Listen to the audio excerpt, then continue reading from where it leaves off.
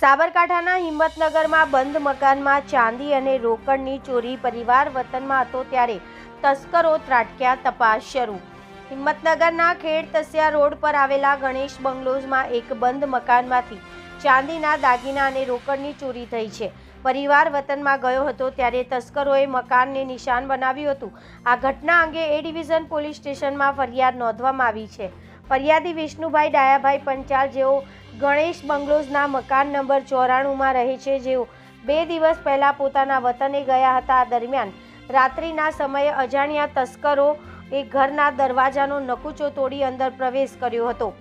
તસ્કરોએ કબાટના ડ્રોવરમાંથી ચાંદીના છડા અને રોકડ સહિત કુલ 40,000 રૂપિયા મત્તાની ચોરી કરી હતી।